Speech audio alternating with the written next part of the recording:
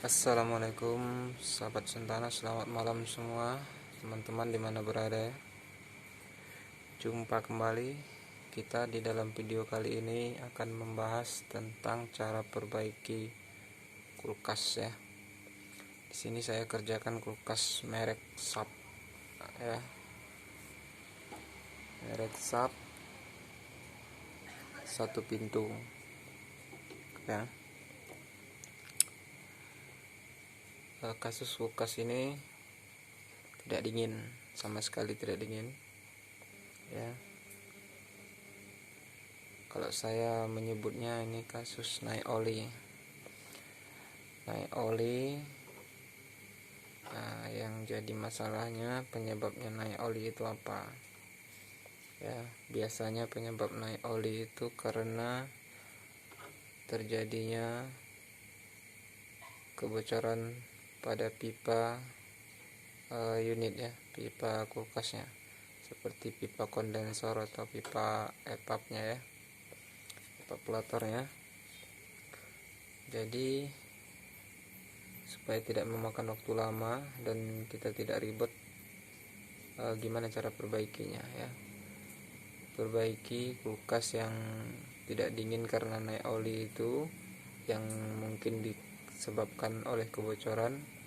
Caranya cukup simpel, dan saya pakai cara ini sudah cukup lama dan hasilnya alhamdulillah semua baik ya. Kita pertama masuk dulu cara flushing ya. Kita flushing dulu pipa kondensornya dan pipa evaporatornya ya. Kita flushing, cara flushingnya yang mudah, yang simpel dan santai ya. Bisa dilihat di sini. Ini adalah pipa isap ya, pipa balik atau pipa isap daripada kulkas ini ya. Sementara yang ini adalah pipa tekan ya, pipa tekan atau pipa untuk kondensornya ya. Dan ini adalah pipa kapilernya ya. Jadi cara yang saya pakai seperti ini, kawan-kawan juga bisa praktekkan. Jadi tidak perlu ribet ya, dan hasilnya tidak perlu kita khawatir akan buntu atau tidak maksimal ya. Ini dijamin 100% hasilnya akan maksimal. Caranya, pipa isap ini diberikan pentil seperti ini ya. Ini saya kasih pentil. Kemudian pipa kondensor juga kita beri pentil ya, seperti ini. Dan pipa kapilernya juga kita beri pentil seperti ini ya.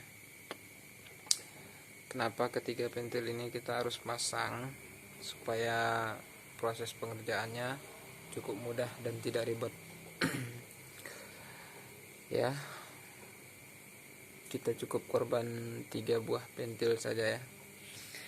Jadi tidak perlu bongkar pasang atau flushing berulang-ulang kali, karena kasus naik oli ini yang nanti setelah di flushing hasilnya tidak maksimal, dan bongkar lagi, pasang lagi, bongkar lagi, pasang lagi, habis sprayan, habis modal, habis waktu, capek, hasilnya zong ya.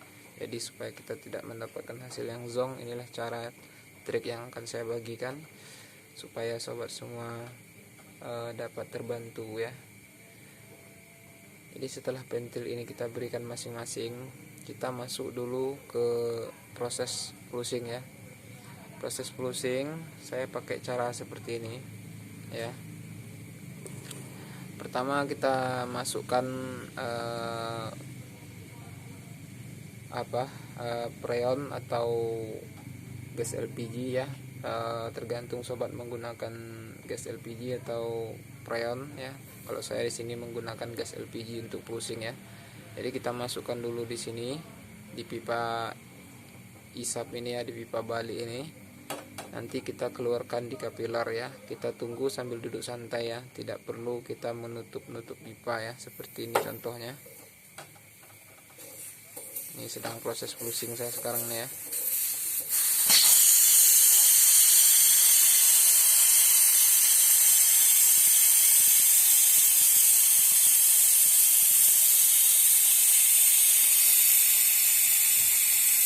Biasanya kita kalau melakukan plusing itu kita harus tutup pipa ini ya. Kita harus tutup pipa ini dengan tangan, lalu kita lepas, kemudian kita tutup lagi, tahan beberapa saat ya, lalu kita lepas lagi ya. Tangan ini akan terasa pegal dan capek ya, tapi di sini saya tidak pakai cara itu supaya kita dapat santai ya.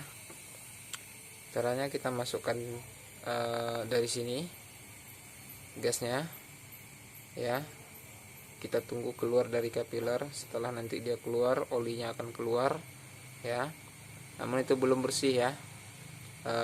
Lalu kita buka di pipa isap ini, lalu kita masukkan lagi dari capiller ya. Ini pipa capiller yang sudah saya beri pentil ya, bisa dilihat ya, ini pentilnya ya. Kasih seperti ini ya, berikan pendorong ya. Pendorongnya menggunakan gas LPG ya. Namun sebelum mendorong menggunakan gas LPG, saya menggunakan ini ya. Saya tidak pakai metil atau tauzon ya, saya tidak pakai itu. Saya cukup menggunakan thinner ini ya. Thinner ini fungsinya cukup banyak. Kita untuk perbaiki kipas angin, cuci ya, untuk bersih-bersih mesin televisi ya, untuk closing pembersih pipa capiller. Saya menggunakan ini selama ini, hasilnya cukup baik ya. Yang bagi kawan-kawan yang mau gunakan tauzon atau metil ya silahkan, itu tergantung orangnya masing-masing ya. Tapi kalau mau mengikuti cara yang saya gunakan selama ini, itulah bahan-bahannya ya. Jadi setelah kita tekan, kita dorong menggunakan gas LPG dari pipa capiller ya. Ini tidak perlu pipa balik atau pipa isap ini tidak perlu kita tahan-tahan seperti ini ya. Kita cukup tutup menggunakan tutup pentil itu sendiri ya. Kita tutup seperti ini ya. Kita tutup seperti ini. Sementara ini gas mendorong dari pipa capiller ya, di pipa isapnya ini kita tutup saja. Kita tunggu santai sambil merokok ya. Setelah kita tunggu sekitar 1 menit 2 menit atau sampai 3 menit ya, kira-kira sudah penuh, kita lepas seperti ini. Kita lepas, nanti dia akan mendorong keluar ya. Begitu juga di saat kita melakukan pusing di kondensor. Tetapi kalau di kondensor itu lebih mudah ya, lebih simpel. Kita cukup beri dorongan dari sini, dari pipa biru ini ya. Dari sini kita dorong, kita keluarkan dari ujung kondensornya di sini ya. Nih, kita keluarkan dari ujung kondensor ini sampai bersih ya. Kira-kira sudah bersih, barulah kita masuk pendeteksian kebocoran ya. Pendeteksian kebocoran itu dengan cara kita pasang manifold seperti ini ya. Jadi dari manifold ini kita masukkan ke kondensor, sementara ujung pipa kondensor ini kita tutup ya. Kita las mati di sini, jangan kasih kebocoran di sini ya. Kemudian kasih tekanan ya, kasih tekanan kira-kira kalau untuk kondensor kira-kira 120 140 PSI sudah cukup ya. Kalau untuk evaporatornya itu saya biasanya kasih tekanan sampai 80 sampai 100 PSI ya. Paling tinggi pernah saya kasih 110 ya. 110 karena kebocorannya yang sangat halus. Jadi itu sangat susah kita deteksi dan kita susah kali mencarinya. Jadi begitu cara mudahnya ya. Kita tes dulu di bagian kondensor dengan memberikan tekanan di ukuran sini ya. Kira-kira 100 atau 130 sampai 140 lah ya, itu diberi tekanan. Dan jarum ini tidak boleh berkurang ya.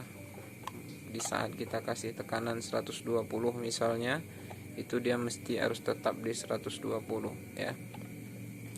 Setelah kita kasih tekanan 120, kita kunci ya, kita kunci keran ini, kita kunci, lalu kita tunggu beberapa saat.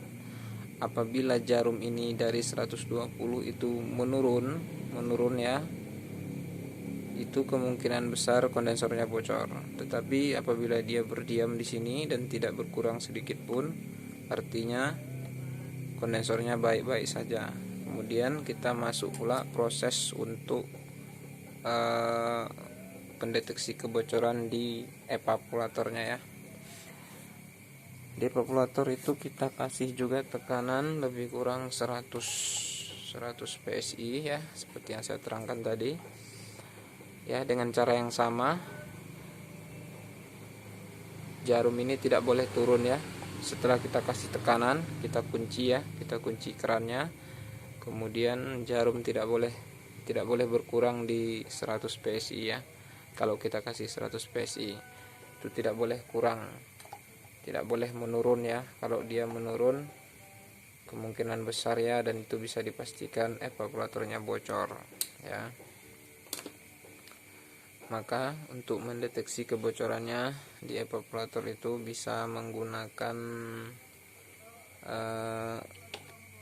air sabun atau air rinso atau air sanpo, sunlight atau apalah ya yang digunakan ya. Buihnya itu diberikan ke sana supaya dapat nanti kita lihat kebocorannya di mana ya. Dan setelah ketemu bocornya baru dilas ya, ditutupi, kemudian baru kita pasang kembali ya. Ya, kira-kira cukuplah seperti itu dulu ya. Saya berbagi trik dan cara di malam hari yang berbahagia ini ya. Jika ada pertanyaan, tuliskan di kolom komentar ya. Saya akan berusaha untuk menjawab pertanyaan kawan-kawan semua ya. Oke, baiklah, terima kasih. Assalamualaikum warahmatullahi wabarakatuh.